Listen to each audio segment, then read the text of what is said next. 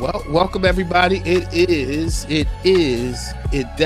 Most definitely is Relationship Friday, and I got Melissa back in the building. Everybody, we last week's show went so crazy. It was so much fun. We spent a lot of time in the chat. We're gonna do the same thing tonight, but we're gonna definitely make it a full show. We had a ball. Did you have a ball last week, Melissa? Hey everybody, I had an absolute ball last week. You guys are the best. I enjoyed every comment, every sidebar. We just took it and ran, and it was exactly what it was supposed to be. I believe so. I believe so. How was your day? Today was a day that will go down in infamy. For those that don't know, I work for the federal courts and keep us in prayer. That's what I will say. But it was productive, and I'm ready to chat. I'm ready to have a little bit of a kickback and a kiki, even if it Yeah. is at my own expense. It will not. That's only we will only start the show, which is story, and then we'll go. We'll see how it goes because that's how our shows go, right? We'll see how they go. We'll see Um, how it goes. tonight's theme tonight, if it isn't love, why do I feel this way? We're going to get into it tonight. We advertised that. Um, we got a show for y'all. We got a show. We're gonna hear a story from Melissa, and I called it the love trip heard round Indiana. Okay, so she's gonna put us on to something that happened in her life. We are streaming live, everybody, from the Dear Brother podcast, the Dear Sister podcast. We're on Instagram. We're on TikTok. We're all over the place tonight. We're even streaming live from Facebook. All right, we might not stream the whole time from Facebook because I really want you all to go over to YouTube. All right. So maybe we might give y'all 25 minutes of the show. And if you are in love, you'll go over to YouTube on the Dear Brother podcast or the Dear Sister podcast. Make sure you go over there, hit that like button, hit that subscribe button. If it isn't love, it is Relationship Friday. We're going to get into it. Melissa, Yes, sir. now we're not going to go into the confession yet. It's not time to go in the confession room, Thank God. but it is time to go into the story mode. Story mode. You have a story to tell, and it has a lot to do with relocation, love, what you thought was love, maybe what you still believe might be love. Um, it took you from home to Indiana, back.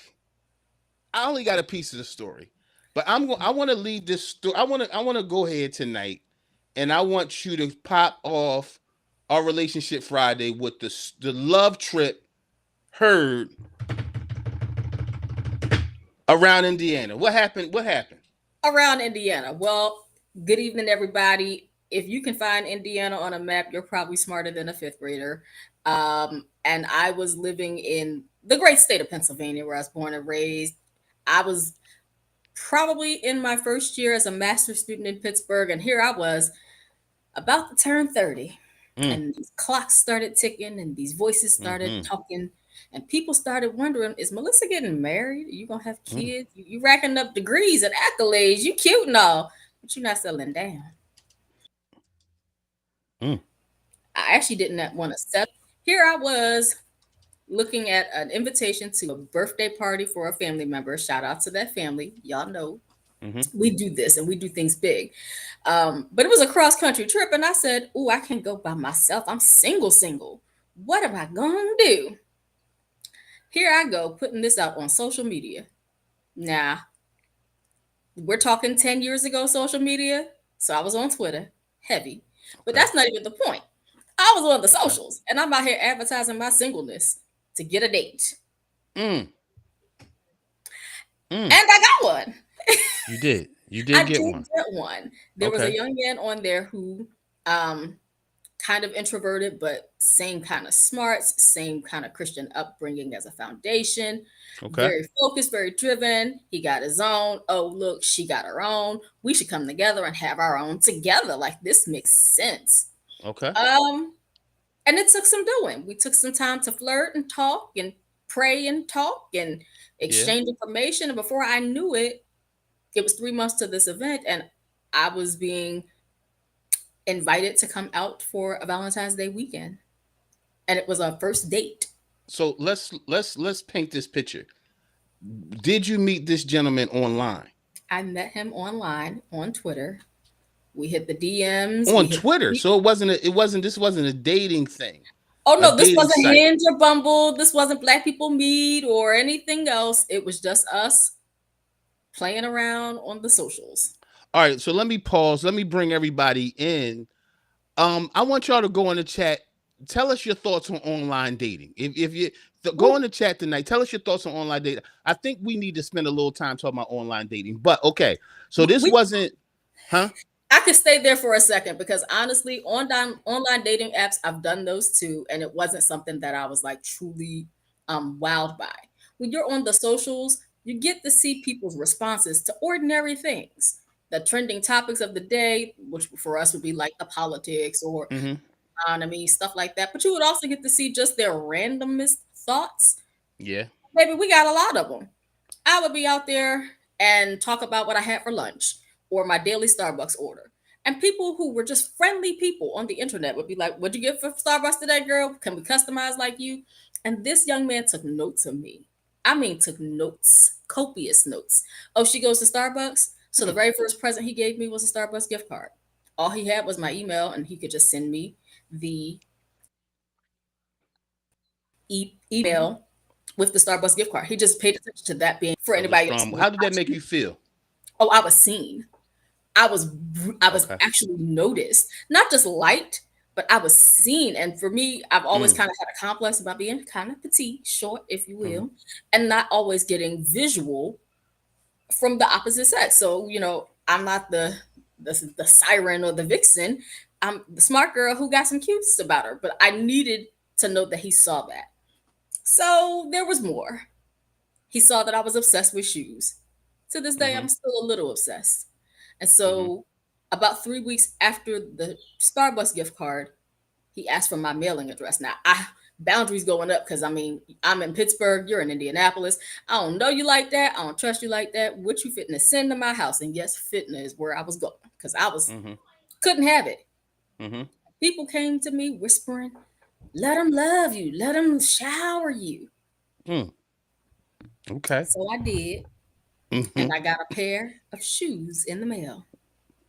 Okay, Gorgeous. so we went from coffee to shoes real quick. Coffee to shoes real fast. And this is Okay. all before our very first in person date. So you're still in Pittsburgh at the time. He's in Indiana. Y'all Yep. connected on Twitter. He Yep. paid some attention to your Starbucks game. Hmm. Hooked you up with a card, with a Starbucks gift card, made you feel seen. Next thing you know, some shoes are in the mail. Yeah. And you said they was dope. They was pretty fly shoes. They're pretty fly shoes. There's actually a picture probably still on my page of me and them. They're black and white. They're super cute. They were like 5-inch heels. And I'm no stranger to trying to get a little extra height. So he knew how to work a little He magic to was get working. me. He was working. He was working. Well, where Okay. he decided to throw in the the superpower was, let's have a first date. And so I said, okay, let's talk about it, because if I'm going to Okay. try to take you to a family function, we probably should have had at least a first date. Absolutely. Because you didn't want it to pop off at the family function. They're like, yo, so who did you bring through here like that? I'd never hear the end of it. Right. I'll get to that later, but I decided I could do a first date, but where would we be? And he said, "I'd really like you to come to Indianapolis." Oh, Okay, well, okay. Indianapolis to Pittsburgh is a 5-hour drive, 5.5 if you're Mm-hmm. really just getting started with it. Mm-hmm. And we couldn't decide how it was going to happen. Was I going to drive? Was I going to fly? What was going to happen? He said, "How about I rent the car and you can drive and you can leave when you want to leave if you're uncomfortable." All right. So, okay. So this cat, I mean, he's hitting all the notes right now. Ain't he though? He hitting the notes. He's doing his thing. Let me go to the chat right quick because Charles Sledge out of Pittsburgh, Charles Hey, Sledge. hey. I shot my shot online, but I partially already knew my wife. Well, that was cheating then. That was cheating. You didn't go from the muscle. But we give you a shout out for being online. You shot your shot online. You did. But you halfway knew her, so you was kind of winning, bro. That's how you do it. That's how you do it. Okay, okay. Listen, the chat is open, y'all. Right now, what we're discussing is online dating because Melissa is heavy into a story of online dating with a Twitter date, Twitter meeting that took her from her state. This was a mean boy. He Changed was my he was life. he was hitting. Okay, so 5 hours. You took this 5 hour drive. Hold up, but he rented the car. He He sent rented the the money for the car. car to be rented so that I wouldn't have to put the miles on my baby. And he made sure Okay. that he talked to me for almost the whole ride to make sure that I was alert and that I wasn't scared. That if I felt uncomfortable anytime, bust that U turn on the highway and go head on back to where you came from. Well, my I mean, goodness, this young everything, man was kicking it. he was firing on all cylinders. And I It- didn't even know what I was signing up what for. was that? What was that? He was firing on all Okay, cylinders. okay, okay. I don't even know what he All right, was actually planning. But here I got was just walking into this, eyes wide open and open to receive love. So for those who you. are Fair. churchy or in scripture, my favorite love verse is that there is no fear in love. Perfect love Mm, casts out all fear. So here I was reminding myself that if I wanted to find love, I had to cast out the fear that was in my heart about what love would do to me. yeah. For some odd Okay. reason, love seemed like it would take me off course and that I'd be out of control. Whatever it was going to be, always going to be a wild time. But I had to remind myself that I am here for love. So I get Okay. to Indianapolis, I pull up, and we had been talking about menus. He had a pizza and some wings waiting for me because that was the Friday night ritual. Mm-hmm. And he threw on an episode of Scandal because that was popping at the time. Don't y'all judge us. Okay. Threw on an episode of Scandal because that's my kind of show. Yeah. And it was like we had known each other forever. Mm. It was You were like a floating. Tyler Perry movie, kind of Okay. weird. Wait, those end bad sometime, but go ahead. Well, we're not done with this story. So, I mean, just a Mm. foreshadowing, if you will. Um, we had a fantastic Valentine's Day weekend. He wanted me to wear red. I obliged because I was like, if this is me trying to get a little something out of somebody, let me see if I could at least acquiesce, give Okay. in a little taste. So I threw Okay. on a little red dress. I threw on some sparkly heels, some You did as you everything. were told. I did as I asked. Well, call it what you Yes. want. But I mean, either way, it had great results. We had a great date night. We ended up at a fashion show. We went to a fantastic dinner. Um, I stayed the whole weekend. I went to church Sunday morning, and after church was Starbucks. Bless up. I mean, it was literally like watching me. You saw me. You saw the things I liked and that I would enjoy, and you Mm-hmm. actually followed through with that. It was a Mm. perfect. It was a 10 out of 10 date weekend. Okay. To this day, despite the demise of that relationship, I will never actually doubt that that weekend was top notch. Top tier weekend date. Absolutely, absolutely. This And I story is left my perfect to state to start do it. off. And I Okay, left my state to get it. How you about left that? your state, you left your comfort because you were pursuing love. I was letting love pursue me. Okay, we can go with that. So we continued on in this courtship. I guess it was official. You know, you have to put some stickers and stuff on it to make it a real thing. So it was official at that time. And before I knew it, 2 weeks later, he said, I'm coming to Pittsburgh. I'll spend the week there. The week. Okay. I mean, first off, I was not prepared for the week. I am, for anybody watching, I'm a solo inhabitor. Like, I don't do people in my space. And you said a week. And you didn't ask, you just said this was what was about to happen. Okay. Turns out it was March Madness and spring break for higher ed folks. So he literally had nothing but time. Meanwhile, I work a job. So he made himself busy. He learned my city. He went to a few events. I took him around to my campuses. Like, it was a cool week. You know what Yeah. surprised me? What's that? I came home to dinner already prepared. After I work. came after work. I came home to laundry put away. I came home to my little cat being rubbed to sleep on the couch. I'm sitting here Mm. like, you're comfortable with this? And he said, I'm here to be in your life as much as you're to be in mine. So Oh yeah. my god. Oh my god. This guy. Uh, Yeah. he rubbed the cat to sleep. He made sure.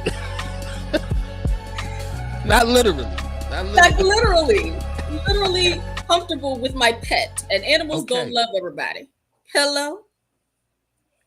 He made dinner. You came home to dinner, and he told you, "I'm here to basically care for you. Yeah. I mean, I can't say what woman doesn't want this. What I'm saying is for me, stepping in and lifting the load just a little bit for somebody Yeah. who's so used to carrying it all the time, Yeah. again, 10 out of 10 experience. What did you do wrong? Hold on. My Hold bad. on. My bad. My bad. That's a flag. Yeah, there's a flag on the play because I won't say that I did something wrong. Because this is January of the year, and I can tell you all the way down to June of that year, Yeah. we were hot and heavy, and it was love.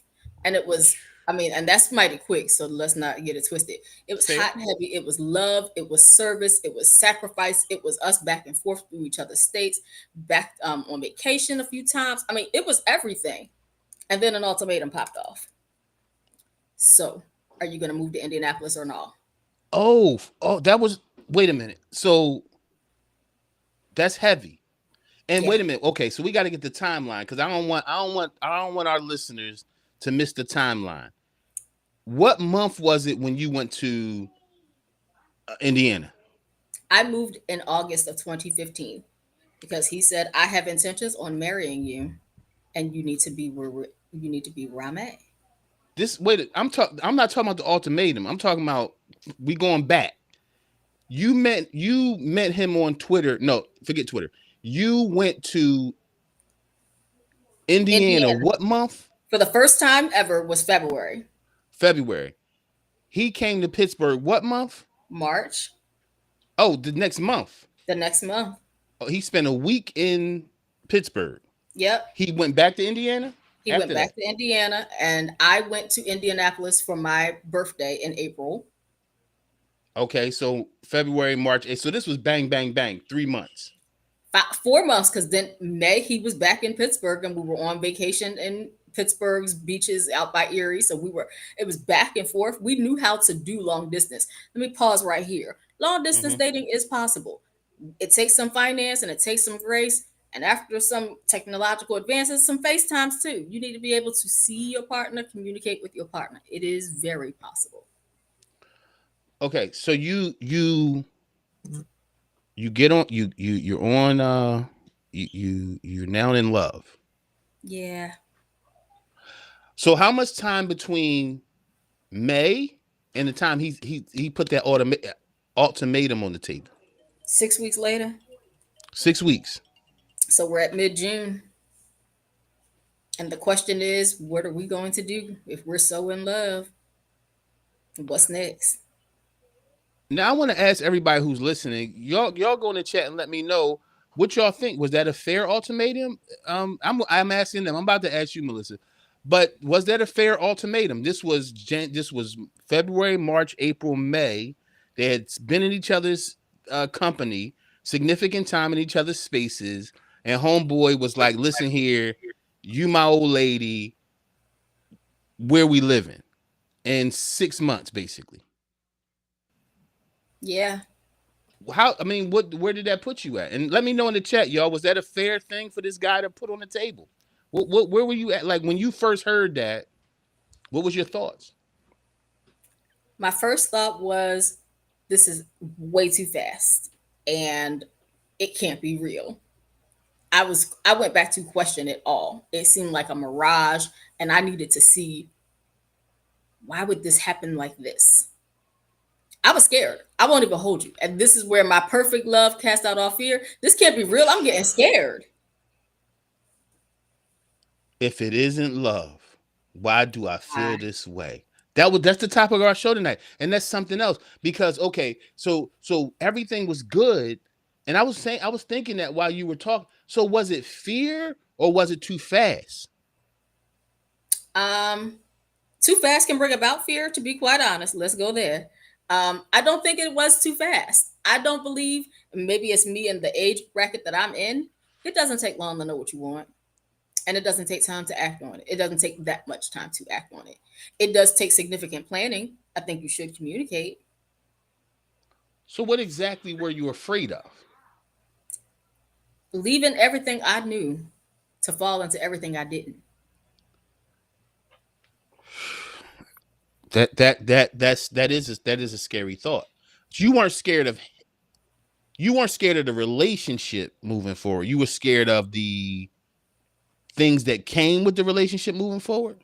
Completely changing my environment was scary. I wasn't even scared about moving there and not being married as of that time. I was scared because, first off, go find Indiana on a map and see how far that is from Philadelphia or Pittsburgh Mm-hmm. and realize it's more than a day's journey. And then realize that I am brown, he might be brown. I don't know many brown people in Indiana, let alone if there were people there. So when the He would be my ultimatum, only connection. right? Okay, and I definitely see that as from a female standpoint. Um, that being your only connection in a place you've never been to, and you're leaving everything you have and know. Yep. I get that. Um, what was your response to the ultimatum? Was it, or was there any compromise, or was this like, yo, you come here? So the ultimatum was that I was a master's student in my first year and it looked like my program could go online. Mm-hmm. He was about to start a PhD in the fall and his Mm-hmm. program was not going online. Mm-hmm. So he was not going to be able to move to Pittsburgh. My job as a paralegal, I could find 100 jobs with the experience and with the education that I had. Mm-hmm. Everybody has known this. So it didn't seem like it would be that bad for me to just switch states, get a new job, and keep it moving. But I wasn't ready for just up and leaving. I wasn't ready for moving. I hate moving. If anybody else hates it, holla. I hate it because you literally are going through a purging process. You're getting rid of so many memories, so many things that are near and dear. And I honestly didn't know what I would do with all of those things. So suddenly the love wasn't the focus then anymore. Essentially. Um, it wasn't in the forefront. I was no longer feeling the warm and fuzzies. I was feeling a whole bunch of feelings: nervous and scared, powerless. I was feeling really out of sorts. It didn't feel like the relationship that I had built all this time. And I initially, my answer was no. So you told the Starbucks fly shoe buying, dinner cooking, cat massaging gentleman and a half. No. He was such a good guy. My stepmom, Mama J, hey girl, Ashley called him Mr. Wonderful.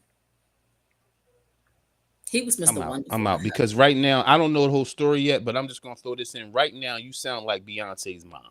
I mean, that's how it sounded to her and to everybody on the outside looking in. This was a perfectly structured relationship. This was, oh my gosh, he's pursuing, he's wooing, he's doting, he's loving, he's all the things. Melissa, don't mess it up. What? And so all right, take us to what happened then in the So relationship. it took 2 weeks of us not talking and me praying and really trying to get the ground beneath my feet to say, let's have this conversation. And I actually drove to Indiana in person and said, we need to talk.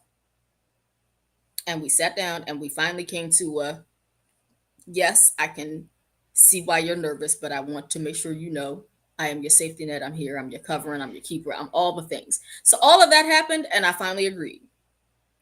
So you did move. I moved 2 months later. Okay, so you did. So this thing was worth it to you then, because you It's did actually you did get past your fear. for me, I believe risks have a reward regardless of how they come out. So love can be risky Love is definitely risky. And for me, every I time. was scared to take that risk.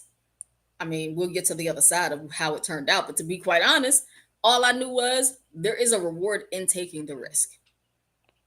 All right, so you took the risk. 2 months later, you were convinced, and you packed your things. You moved out there. Y'all He set it all up. he helped pack the things. He came to Pittsburgh, helped pack, helped drive me, move me from Pittsburgh to Indianapolis. Oh yeah. Okay, I mean this is all top notch gentleman behavior. Oh Okay, yes. Oh okay, yes. okay. So You you're ready for there the now. real bombshell? You ready for the real bombshell? I think the room is ready. We ready for it. Give it to us. Within 2 weeks of me moving to Indianapolis, he proposed. Oh yeah. My guy, he went hard. He went. He stepped up. He stepped up. He stepped on that thing and said, "Yo, not only do you're a new resident of the great place, Indiana, you are now going to be my wife inside these borders." Yep. My God, what? So what you do? I mean, I said yes. And it's funny because this year marks the 10th anniversary of that engagement. And for those who missed it from the beginning, I am not married. So, but I want to say something right now because you said this marks the 10th year of that happening. That still means a lot to you. When a woman's talking like that, that thing's a heavy staple to you. You're I holding mean, on to the anniversary of that thing. so 10 years ago, I moved, I switched states, I switched mindsets, and I almost became somebody's wife. That thing's going to stick with me. And it It's started at going to Twitter. stick with me. And it started online on Twitter. All right, so you got engaged, ring on your finger, everything popping. And we talking marriage, we talking about when we gonna do what we plan, and we're doing all the things while still being students and still getting this fledgling relationship off where we were going. Because I mean, we're hot and heavy and in love, but we're still trying to learn each other.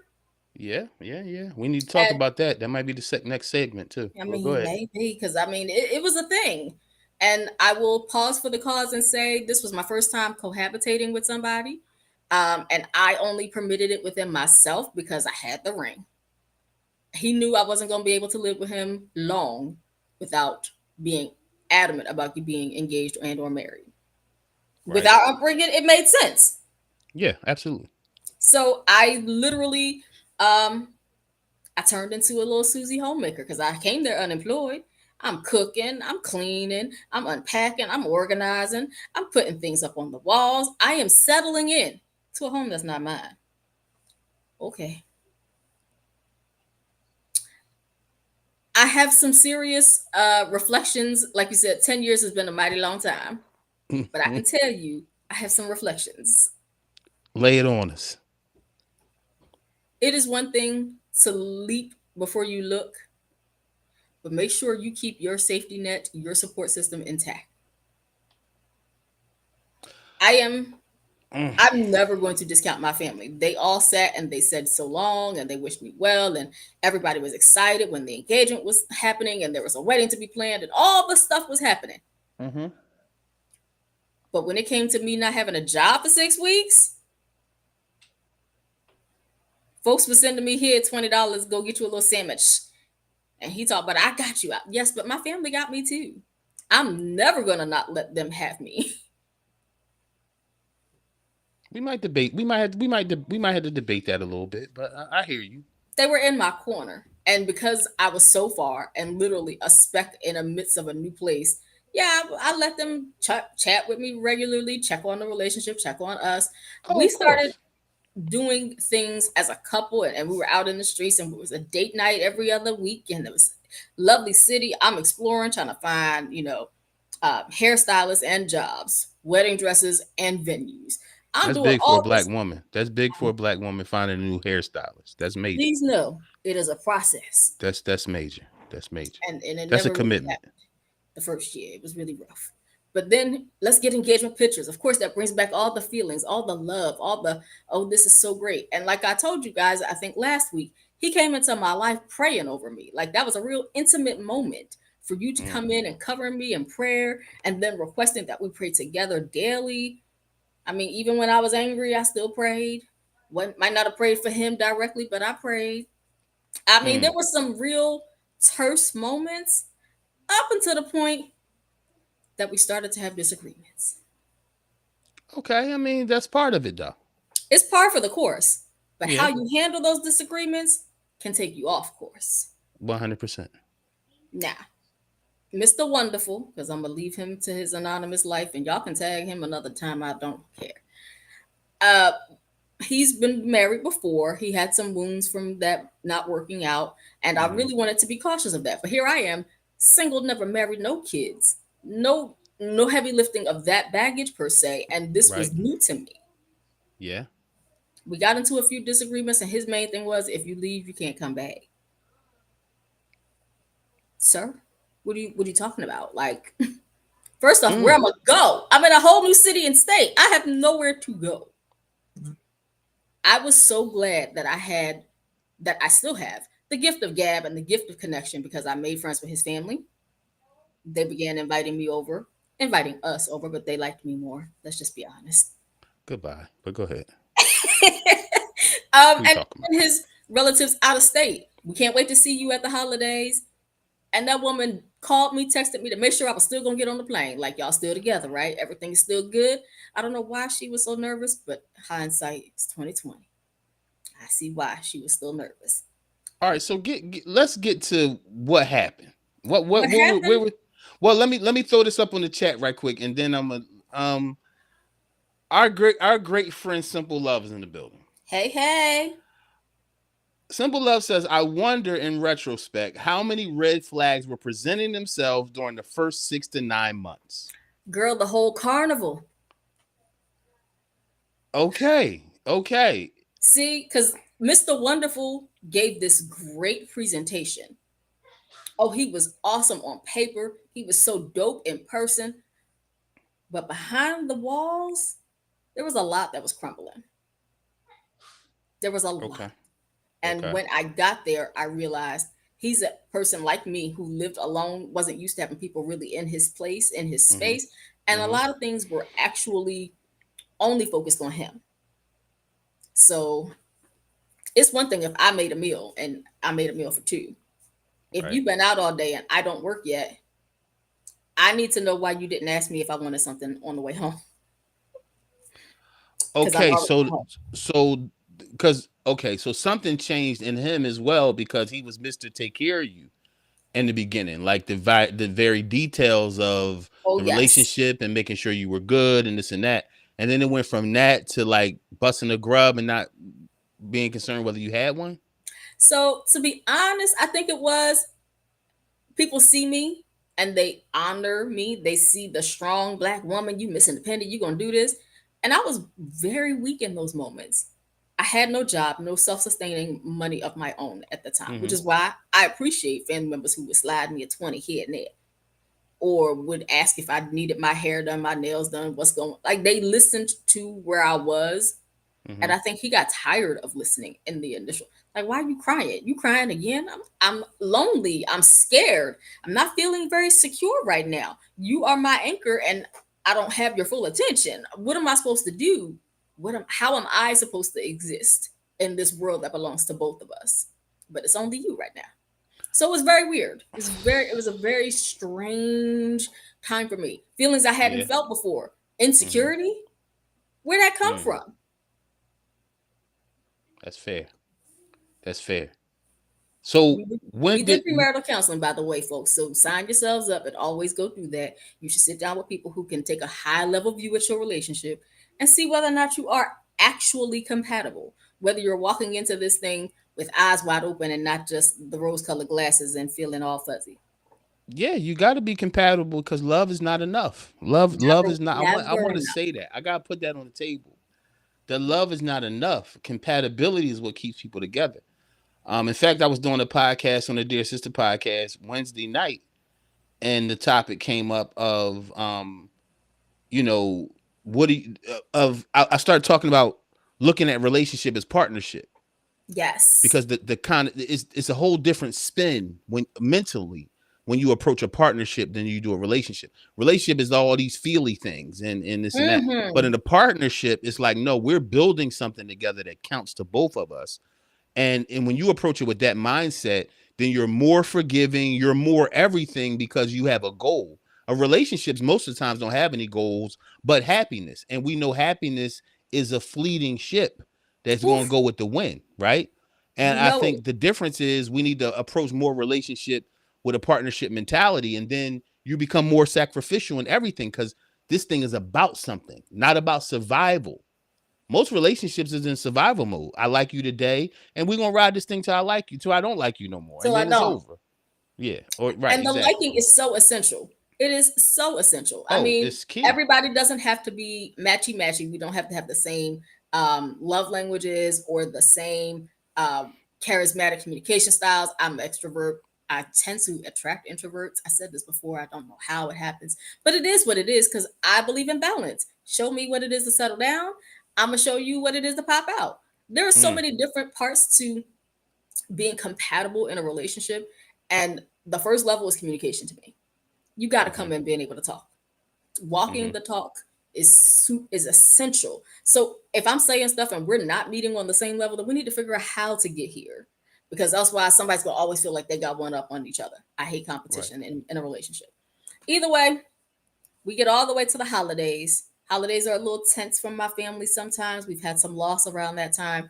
And I don't know if he knew how to show up for me in that time. So everything felt combative, everything felt less supported. By the time we got to December, I wasn't even sure we were going to stay engaged. See, I think this is what doesn't happen, and it doesn't seem like this happened in that relationship. I think we sleep on how much teaching a person who you are and what you need matters in a relationship. I agree.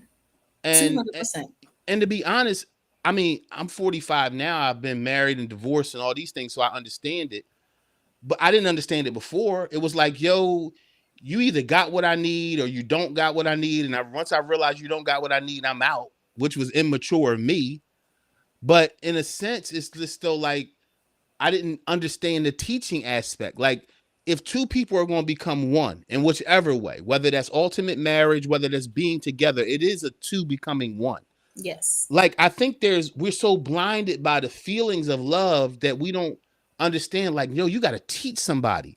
And in fact, I believe that really loving someone is teaching them, right? Because that's a big investment of yourself. It It's one is. thing to just present yourself and it's like, oh, I like you. But it's another thing to say, you know what, I love you so much, I'm gonna give you what it takes to love me. Because that's how much I want you around. I don't think that happens a lot of times. And so then the arguments start and all the chaos starts because it was never any teaching. And this is not a So knock to what happened with you, but what I'm hearing is like we ran into all these things, but it was so quick. When was there any teaching?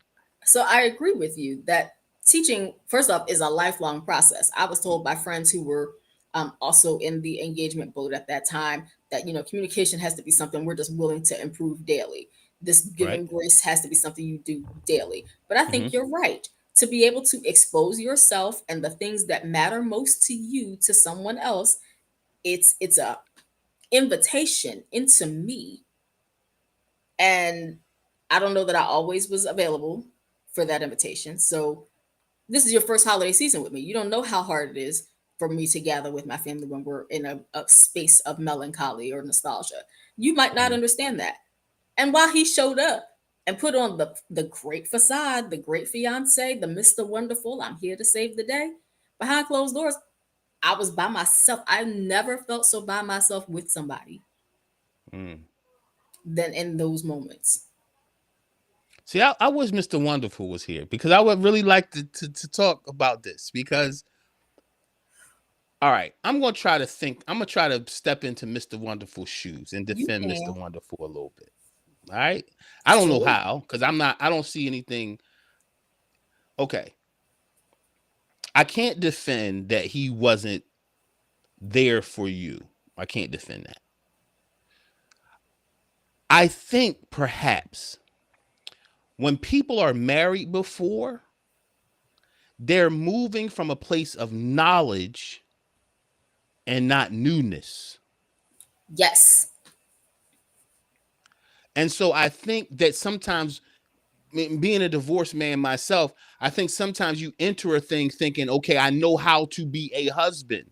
But the truth is, and I want to say this to men, that after your divorce, if you're going to be with somebody else, there has to be a humility to say, I'm with a new person. So I may have the framework of husbandry, but I'm with somebody new. So I can't just be what I was to this new person. And I think that's the thing. And I think it happens on both sides. But I think a lot of men is like, yo, a lot of men aren't willing to be husbands, aren't willing to commit. So the guy who is, he steps in with a sort of an arrogance, like, yo, I know how to do this. I'm in it. Not leaving room to say, but who is she? And what does she need? More than just my skills as a husband. But that's probably where he didn't, that's probably where he overlooked. So I will say The we did an autopsy on our relationship. So I will say that was one of the things that came up, Okay. that he believed I was showing up for you. I was making sure that I bought you a new pair of shoes, or I bought that fancy dress and always complimented your hair. And I said, but did you make me feel like I was wanted in the space? Or did you make me feel like I was only there because I had a ring on? Did you make me feel like you could be a part of my family, or you were just there out of obligation and could not wait to get the heck out of Dodge? And that's And a this lot one of thing, guessing. That's a lot of that's a lot of just guessing how he felt though, Melissa. it is. It is. And we had some real conversations about how, for me, I did not feel very. I said this last week. I'll come back to that statement.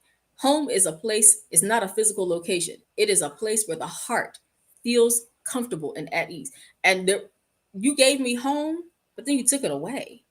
And I've already left home. Like, I've left my physical location that was comfortable for me, my routine, my lifestyle. And I came into yours, and you could not give me home, intimacy, safe space, place to flourish, place to cry. Couldn't give it to me.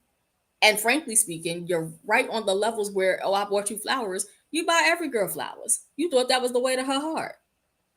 Did you even ask me what my favorite flowers were? No. Did you pay attention to the scents that I like to wear? You just thought I should be grateful to have somebody buy me perfume? What? 10 years ago, buying me a little freakum dress for date night wasn't Mm. going to work. Little black dress. What color was it? Red, red, red. Little black dress with some little cutout parts and some little sheer mesh. And here I was, like, super church girl, praise the Lord. I wasn't putting that on. It took me 4 years to actually put that dress on. Okay. That's a whole nother podcast for the Sure. spiritual ladies, but I'll maybe talk we'll hit about that it. on another. My God. Okay. Okay. But because he felt like he was doing the things that a husband, I'm no longer boyfriend, I'm elevated fiance, and I'm about to be your husband. I'm gonna do the things that I know work. I'm gonna take care of this and I'm gonna do that. But it didn't work for me. Okay. Now I'm gonna ask you. I'm gonna challenge you a little bit. Go for it. What were your flaws? My shutdown game was on point. You can't say your the shutdown game was on point as if that is a flex, homegirl. You I'm can't do not that. saying it was a flex. I'm Are telling you you that sure? was my Sounded top like it. tier. That was my top tier flaw. And I didn't have to think twice about that, because somebody who values communication the way that I do, if I'm not getting it, I'll go the opposite direction. I will sit in the corner of the room with you with a book and turn my face up. I ain't got to talk to you Right. because you're not going to Okay. hear me. So your willingness to do that, right? So where was the, like, when you say, okay, I wanted this and I wanted that, and he needed to be this and that, where was your communication of that? Or did you shut down because he wasn't giving that? I shut down because I felt like when I raised an issue, there was defense against it. Well, what do Okay. you mean I'm not there for you? I bought that dress. I didn't ask for the dress. I asked you to hold my hand. I asked you to hug me tighter. I asked you to go get me some tissue because I'm crying. I don't know why I had to have one thing up against another instead of just being received as, this is what I desire. This is what I need. All right. So let me give you this. Let me give you this key about men, and let me give our audience this key about men. Sure. Sometimes when a man is trying really hard, and if when and obviously he was a guy that was trying really hard to give you the best he could, um, some you can be with a woman, and sometimes a woman, and I ain't talking about a bad woman, just a woman, because of all the different needs of a woman. Sometimes a woman reaches for what she doesn't get from you before she celebrate what she has gotten from you, and that can sometimes feel very exhausting to a man who's trying very hard. And it's not don't say nothing about what you're not getting, but sometimes for a man, it's how you say what you're not getting. Because if you just come in like you ain't doing this, it's like, especially a man who thinks a lot about how to please you, it's like, well, damn, like you just What basically else? punching me in my face. Like, yo, do I do anything good? You know what I mean? And so I'm just giving you that from a man's perspective, not saying that that was that situation, but just to open it for the to the room and to women in the room. It's You about not your wrong. approach to a man. You not wrong. This is a 10 years ago, Melissa, and the me now at 41, who's not the me at 31, Mm-hmm. looking to get married and all the that was a whole different mindset. And I Mm-hmm. still to this day am learning that very lesson. It's how you present it. And I don't care if you take a corporate approach, hear me out, make the sandwich. Start out with something good. Start out with this is the base layer of what I appreciate, what I got going, and it's great. Hit a little bit with the actual meaning of the conversation right in the Mm-hmm. middle. But don't go packing the sandwich. If you ever had peanut butter and jelly or even ham and cheese, Mm-hmm. you layer that bad boy too much, it's hard to digest. It gets Mm-hmm. to be choking, and you want to make sure that you're giving just enough that can still be enjoyed. Then top it back off with something good again. And if you're really feeling fancy and you like your little parsley, go ahead and throw in a little. And this is an action step. This is how I think we can have another sandwich later. And I think men who really like a woman is willing to do that. I do. Yes, I agree. It's really all in that approach. And then another thing I think is we hear so many horror stories from women about how terrible men are. So then when you feel like you're doing the stuff that the opposite of what everything we're hearing about men, it's like, well, yo, what do you want? Shorty, a builder man? Like, yo, cut it out. Like, let's climb together, you know? I'm gonna be completely honest. It's 10 years later. He was Yeah. not a bad guy. He just was not the man for me. Now that's that listen, that's one of the fairest statements out here because and then we go dog the people we were with like they were trash. And it's like, no, they weren't trash. They weren't for you. And that's doesn't make those people trash. That's a fair conversation. So Nah, that is we gave so okay. ourselves a cycle of going of breaking up and coming back together, and that was where the heartaches and the heartbreaks came into play. And I got the horror stories and receipts. But I will tell you this: I am a person who not only believes in the gospel and a gospel of grace and second chances, but I apparently believe in second and third and fourth chances. Listen, I think we've sufficiently wounded each other. Mm-hmm. And I think we finally learned that you got to just let some stuff breathe and even suffocate it after you have let it breathe. Go ahead and let it just die. Mm-hmm. I actually made contact with him last year. Did you? Three times, I think. Oh my gosh. So, my 40th birthday, he reached out to me. I have some family members of his still on my Facebook page. So, hey, stalkers. Um, they popped up and they actually must have told him that I had moved to Maryland and he was living in this region. And I had already known that, but also I didn't care to know it. And there was a lot of exchange of information. He wished me a happy birthday, even sent a little love offering. Thank you, thank you. But he did not get invited to my birthday party because I'm not crazy. Yeah. Um, Yeah. um, You can't play with exes. can't play with him. You can't play with exes. Where there's a boundary, you got to actually maintain it. And even though I graded out for just that moment, because I'm not a person who blocks or deletes, like in my mind, if I stop communicating with you, you're gone. And I'm not going to reach back. But some people keep me around for, I'm a good girl reasons, whatever. He reached Yeah, back out because go and ahead. I don't know. It So was a time. when was it when did you realize, all right, this thing is completely done? Oh, the pandemic. This was probably our Mm-hmm. fourth or fifth iteration of a relationship. We tried Mm-hmm. because he was nearing the end of his PhD and my master's was already complete. I have the horror story from that graduation. But either way, oh yeah, he didn't come. That's a Y'all was together? we were together. I was living with him again, and he did not come to my master's graduation. Time out, time out, time out, time out. Let me find. I can't. This is not the beat drop time, but this is some background music time. This Come is on in the room. okay. Y'all were living together. Yeah. After we had called off the wedding, called off the relationship, we reunited and said, let's give it a go, clean slate, let's try this again. So I'm finishing up this degree. Everybody has an invitation to my graduation, and he doesn't come. So what was it like when you got home that night, or did you didn't go home? Oh, I could tell you. So I have to Please sit up for tell this. I have to us. sit up for this because Pittsburgh is 5.5 hours away from Indianapolis. And I Yeah. graduated in December. And it was snow and ice out on the highway. And I Okay. drove. And so I was in the car overnight on low fuel because the roads were covered in ice. And I'm by myself in my cap and gown driving back. And he's just like, I'm really sorry I couldn't go. You know, I had to work today. I know you had to work, but you could have called off work. I'm supposed to be the most important person in your life again. And that didn't happen. So I get home and it's the middle of the night and flowers are on the table and there's a meal that's been prepared. I don't give two craps about that stuff. You Mm, weren't there and thought that that was supposed to make up for it. I held mm. that one. I did. I held that one against him for a while. I mean that's a heavy piece. I mean that's a big day, and then that's a huge day, It was and a huge day.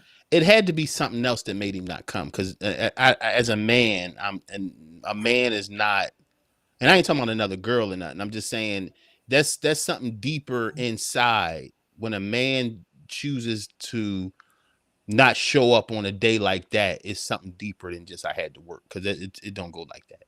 So in his mind, well, at least what I was told at that time, his job, working in higher education, working in recruitment, would not allow him to take off at that time for my graduation.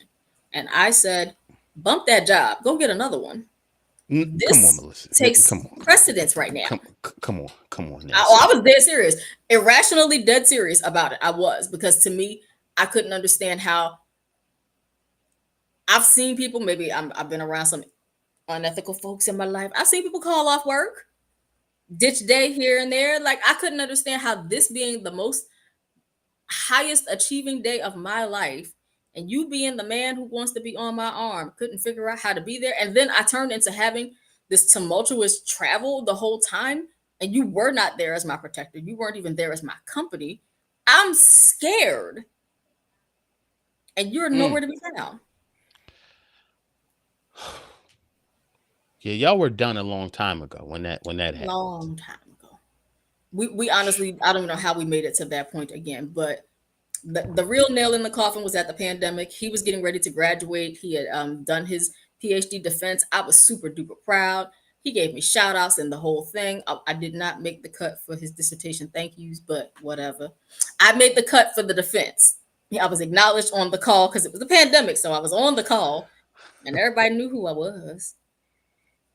So I took him to Miami Beach to celebrate the graduation.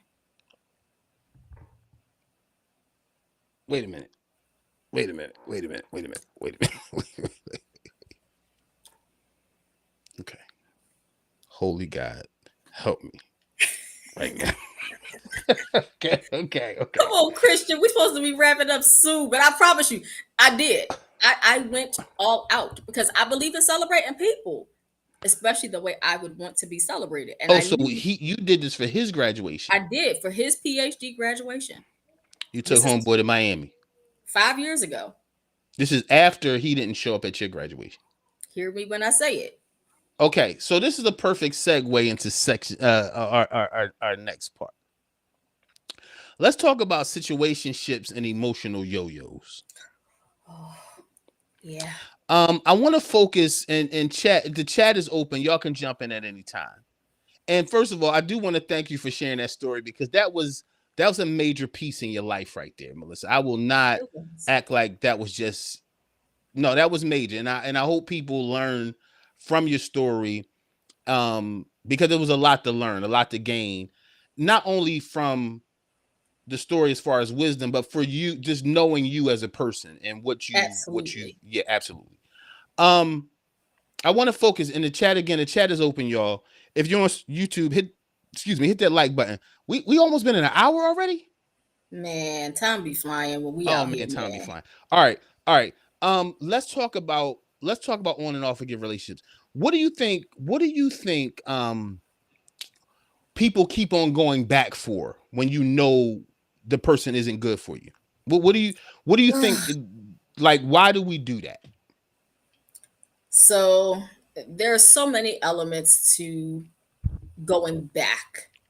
Mm-hmm. And I think part of it is that language, right? Okay, so I'm not moving forward. I am simply staying with something I know. And there's progress that is to be had, and I'm not willing to go for that.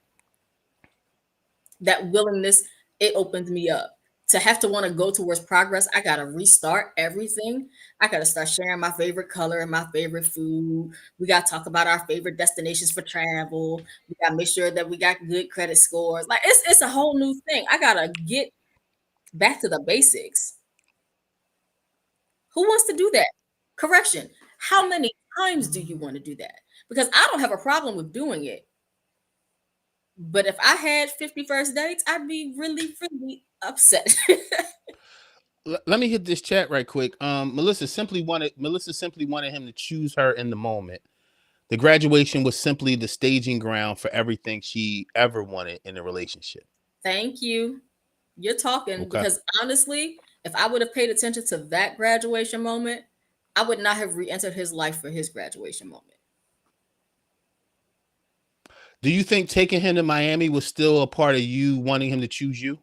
Yes. Mm. Yes. 100%. Because at the time of the pandemic, neither one of us wanted to be introduced to new people. I mean, it's a whole virus out here.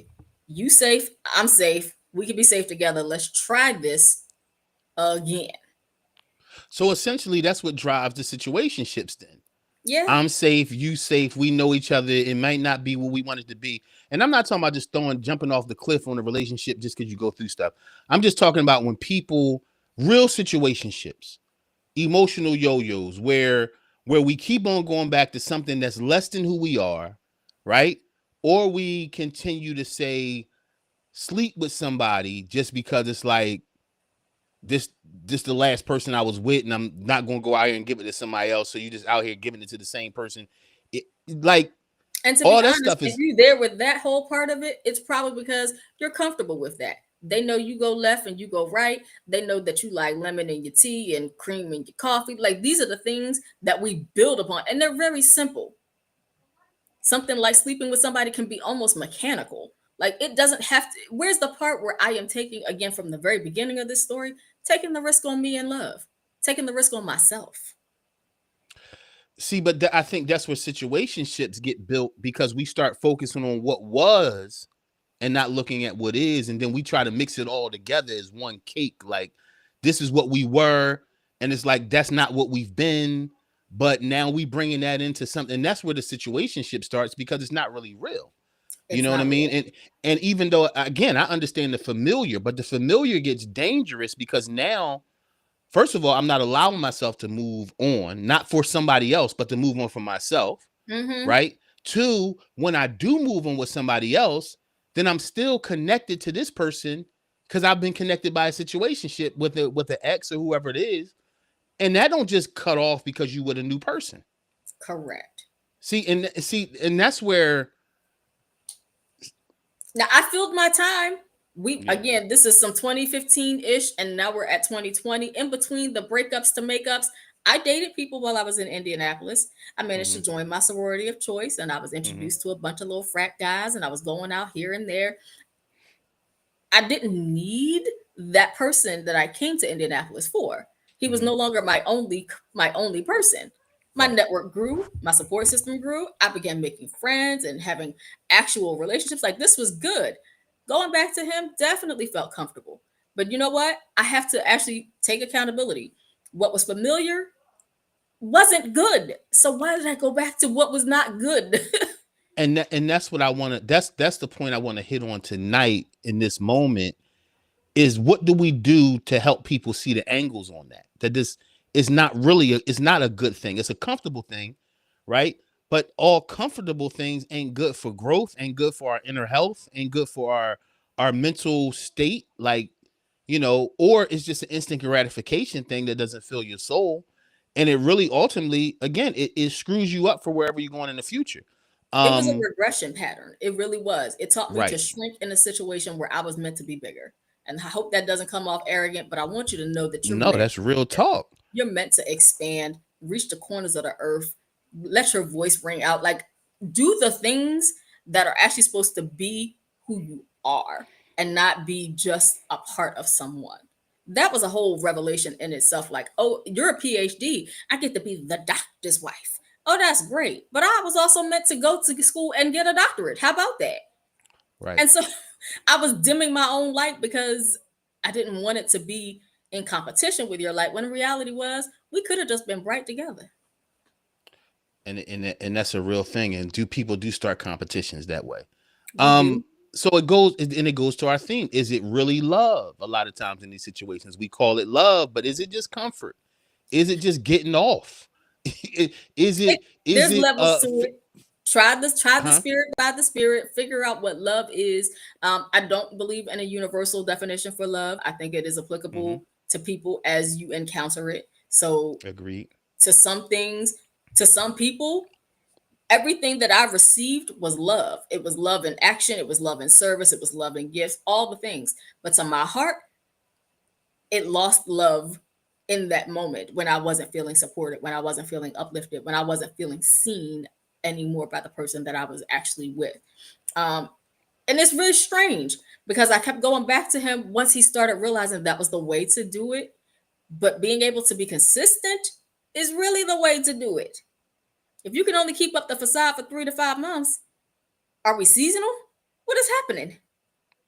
Well, I don't see that's see, this is why I'm glad that I have a female co-host, because this is the conversations that are happening where, say, okay, you say, okay, consistency, right? Yes, sir. Well, again, it goes back to growing in a relationship. When you're Yes. asking somebody to do something they're not used to and demanding consistency at the same time. No, no, no, not just demanding consistency. I'm providing opportunities for consistency. Because again, I'm the type of person who does not just walk away and block and say, oh, you screwed up and it didn't happen. Unfortunately, I don't learn my lessons the first time. I got to make that bad boy like 2 and 3 times, and it's got to be like a 1-2 punch. So I got to move in with you and move out, and move back in with you and move out. And I got to actually tell you that I want you to come to an event that I'm a part of. Like I was an amateur actress. I want you to come to my show. Here's a comp ticket. You ain't even got to buy. What do you Me think doing, happened? What do you think happened from him being, you know, again, relationships go through the ups and downs, and early on, a lot of stuff happens. It doesn't happen all the time to a relationship, but it seems like y'all hit a wall somewhere where it seems like his attitude changed toward the relationship. yes. Like, do you have you thought through, like y'all said, you did a diagnostic of the relationship. Yes. What We did. what did y'all ever talk about hitting a certain wall that made things change that way? Yeah, we both felt like we weren't supporting each other. It wasn't just a Melissa thing, because then it turned into, well, you're not really speaking my love languages, so why am I bothering to speak yours? And Mm-hmm. when we're at an impasse as to who is going to lead change at a relationship, it Mm-hmm. stalls. And for me, I was looking at it like, you said you wanted to be my husband, my Mm-hmm. covering, my leader. That's going to take some sacrifice and realize you got to go first. If you put me first, you're going to resent the fact that I can go first. Mm-hmm. And so there were a lot of times when that happened. And then the words got not so nice. Mm-hmm. You selfish, you self absorbed, you conceited, you don't see me, you don't love me. And so all of these don'ts instead of, look what I do. And that was on both sides. There Right. was a lot of nitpicking. And so instead of check ins, there were, I think we should do this differently. Okay, well, you know what? Differently means we about to walk away. And I've never seen a generation, hello to the millennials and thereafters, who when stuff stopped going our way, I'm Mm-hmm. out. We do it with jobs, we do it with relationships, we do it with Mm-hmm. families, We do it with Mhm. churches. We do it with our friend groups. We do it with our organization. Like we literally the stick to Mhm. itiveness, if that It is is. a It's word I definitely a know word. my I grandparents' love that generation word right worked there. with. That Yeah. tenacity has lost its elasticity. We don't do it very We well. don't because we're too feely. That the millennial generation is so feely that we move more how we move by how we feel than what it is or whether success is on the other side. Another thing we're always looking for, like I mentioned earlier, is instant gratification. So it's like if this is not making me I was just feel about to good in say the we had moment, a we just simple want to feel explanation. good. You know what I mean? And the other Yeah, generations didn't. It wasn't about feeling good. It was about building something solid, and they knew building something solid. wasn't always going to feel good. But So, the truth be told, the feelings are definitely a big thing. Our generation is super emotional. We have gone through depression, recession, ups and downs, ins and outs. But honestly, we're in a generation where there are so many mhm, options. I don't like this job. Cool. there's There's another one. another one. I don't care if it's a recession. There Yeah. is another one. I don't like this boyfriend. I'm gonna go outside and I'm gonna Mm-hmm. catch me two more. Cause you're not the onlyest Right. one. If I don't like what's happening, there is another opportunity Yeah, round because the I'm not way. trying to build And nothing. I think that I'm just mentality, trying to feel right, good. that mentality has Yeah. us stuck, has us in a place where I can just continue to shift things as much as I desire to. Where are your Right. roots? And again, where is your growth? Because you're not perfect either. And that's the thing. See, that's a big thing in relationship that I think people really need to get. And I'm gonna say something. I'm gonna say this. Okay, I'm gonna say this. Oh Lord. Many times, women, a lot of women, do not want to both sides this thing when it comes to flaws. I heard, Oh yeah. I heard a female psychologist say this. Of course, she got blasted by women. Some women agreed. Then you got blasted by the women who like, no, accountability is poison. She said, listen, most women Mm, don't want to take accountability for their flaws because they know that shame comes with their flaws. And they don't want to deal with the shame that comes with not doing it right, without looking right, without it being presented well. So it's like I don't want to deal with those, I don't want to deal with those flaws. So I'd rather not admit what I'm going through. It's specifically to men. Now I might tell grandmom I messed up. I might tell my girlfriend I messed up, but I'm not telling him, even if I messed up with him. I'm not going to say it. Um, and so I child, think, and I've you right. experienced that, and I've experienced that across relationships. So it's not just like, oh, there's one person. I told a story the other day. My father asked my mother one time. I was like 10. I didn't understand nothing about love, relationships, none of it. But I heard them talking, and he said, "Do you ever do anything wrong ever, or is it just me?" Mm, And I didn't understand it then as a 10-year-old. But when I became a grown man, my mind went back to that and was like, wow. Because I'm gonna tell you, I'm speaking for men now. Not in defense, but I'm just speaking for men in general. A lot of men come into conversations with women or conflict where the attack is against him, what he didn't do, what he needs to do, what he needs to get better, and it's never a conversation about her. And I think that's a dangerous place. And I'm not saying all men just take accountability, but it does seem like a lot of women just like, yeah, no, I'm not admitting nothing ever.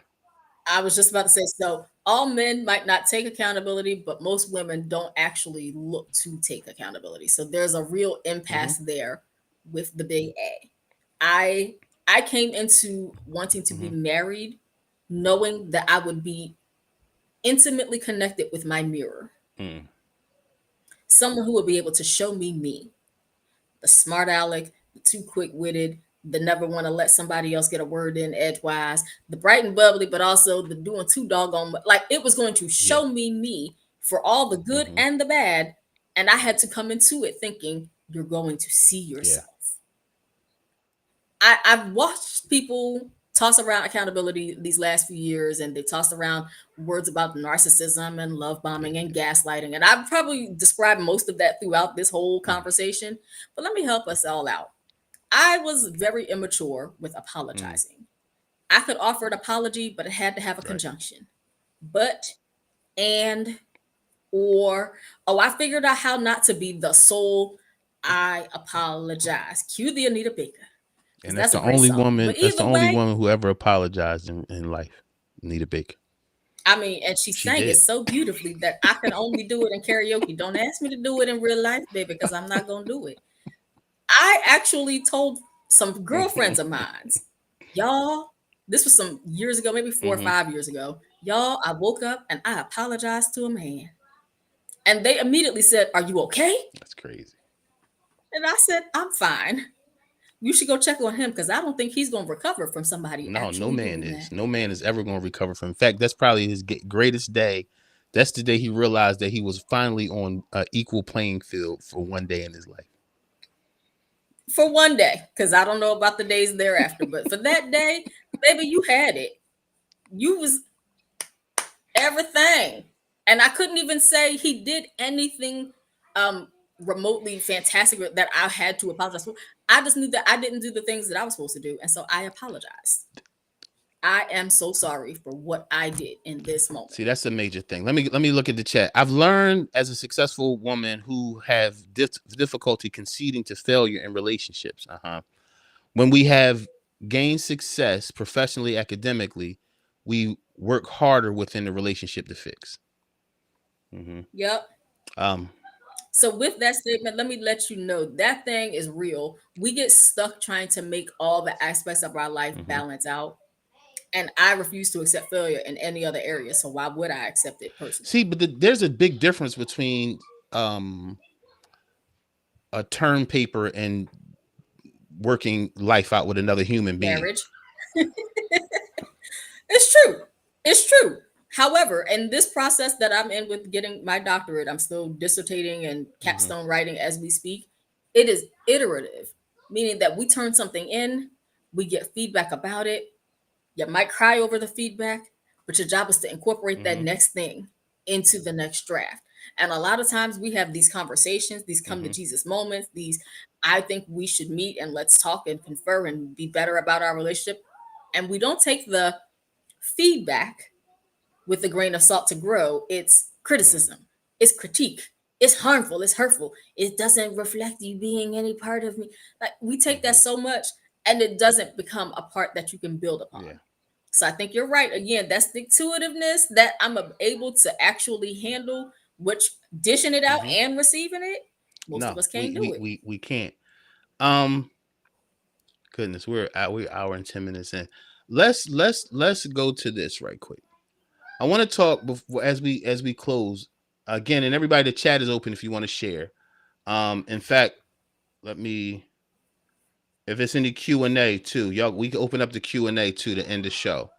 So if anybody has Q&A, any things that really helped you during the show or points you want to make before you leave, you can jump in the chat. Um, I want to end this way. I want to talk about growth, love, growth, and unexpected endings. Right. Yes. Um, let's go back to let me ask you this. What changed in you to be ready for love this time? Oh, that's a really good question. Um, because during all of this tumultuous behavior, I don't know that I was looking to grow up. I was very immature, and all I wanted was to have a little fun.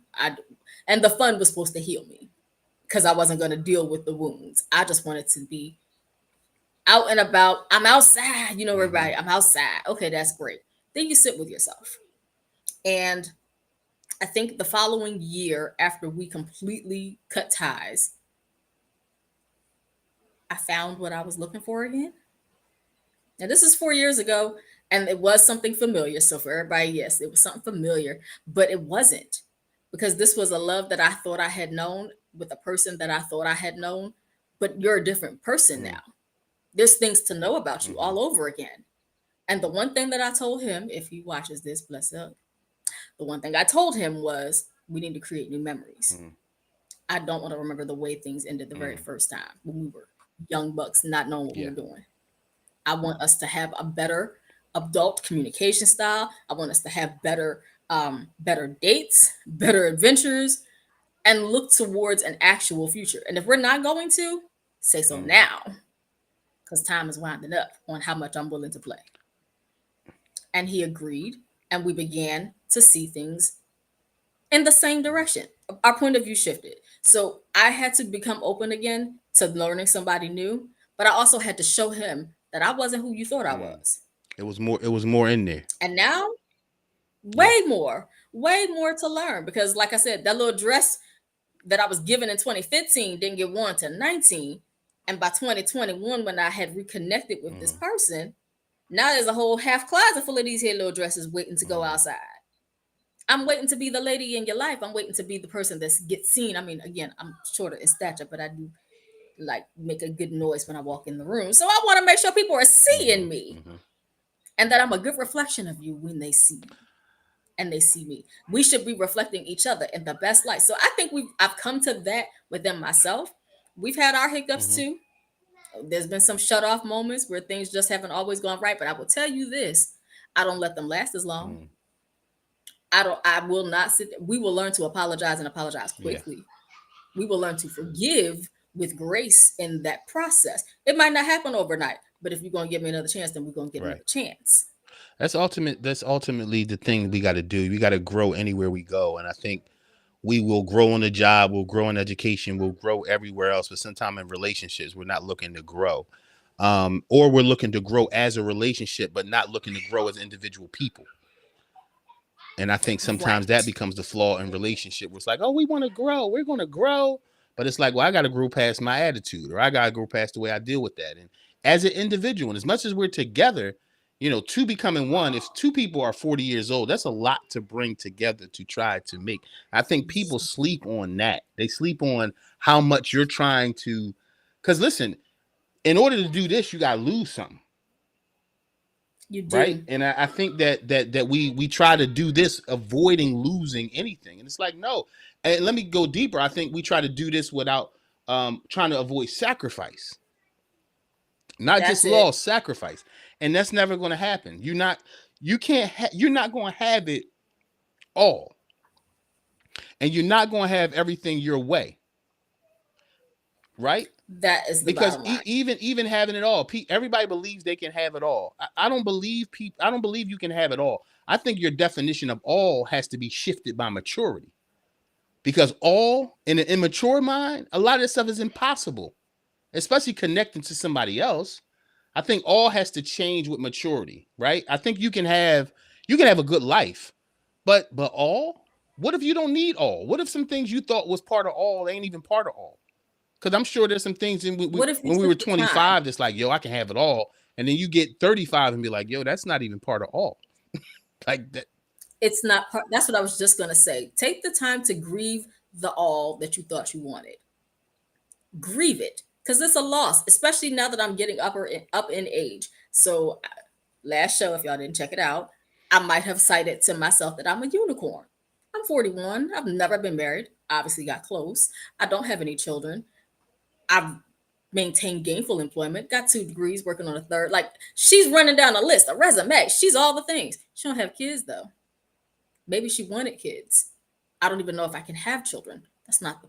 It is the point. It's part of the point.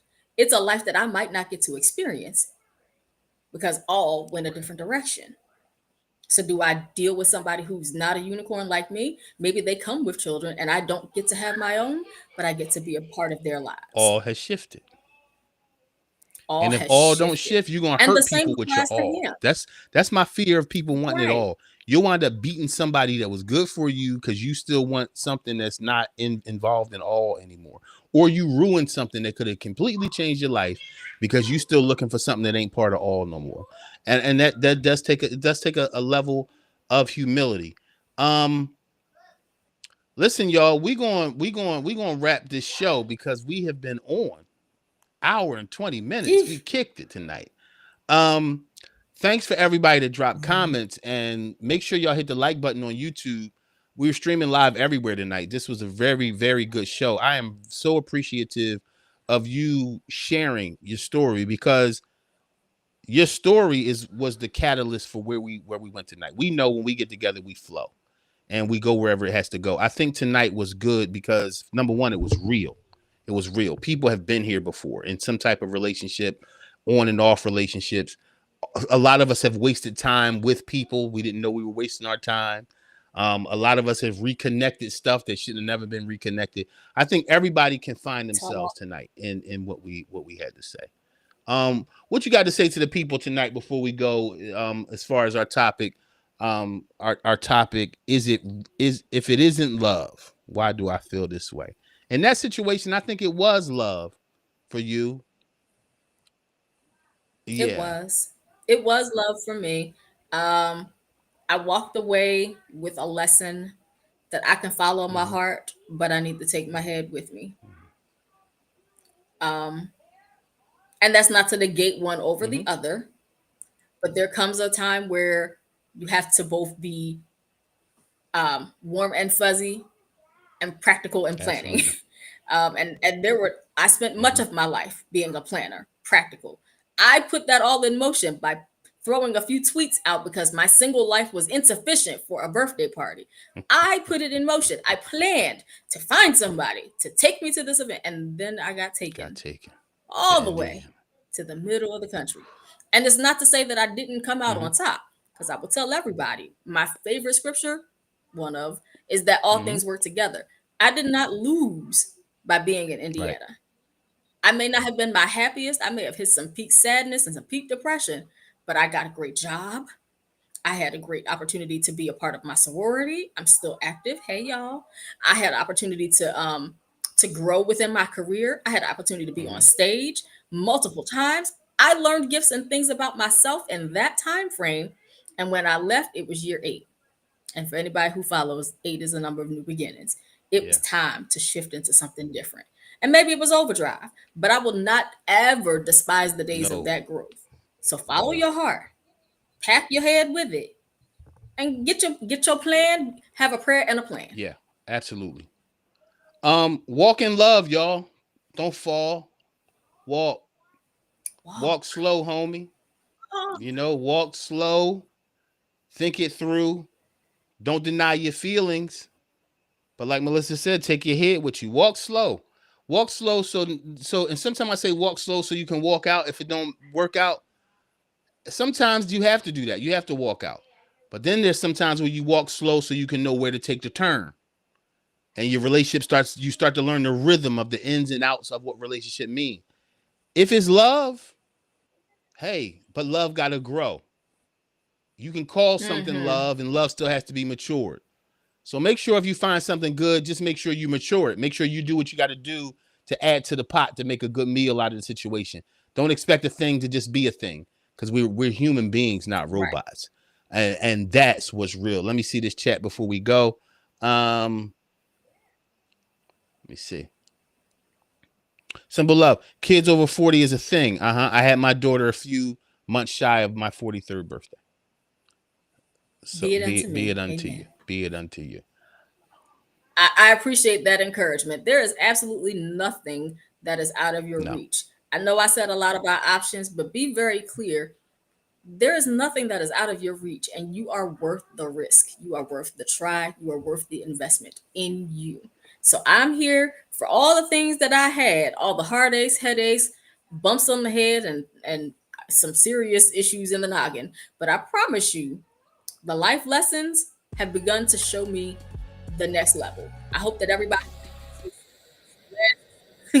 some kikis out of what I shared, and I'm willing to share more of the offline part of it, but be very clear that chapter is closed. We're not resurrecting the dead. We're not giving life to something that has gone on. We're all better for it. Don't resurrect the dead, y'all. If it's gone, it's gone. Don't try to keep on digging up stuff that ain't for you no more. Listen, I end all the shows this way. I think it's very poignant tonight. We love you, but you got to make sure you love yourself. When you building relationships, you got to make sure you value yourself. If you don't value yourself, you'll become whatever the person wants you to become. And you're not walking with somebody, Mm. you're being dragged by somebody. So stand tall, love Hello. you. And guess what, y'all? Yesterday was history. And tomorrow is a mystery. All we got is right now. If it's love, go after it. If it's trash, put it out. And we out of here, y'all. Love y'all. Until next week, we'll see you. Peace.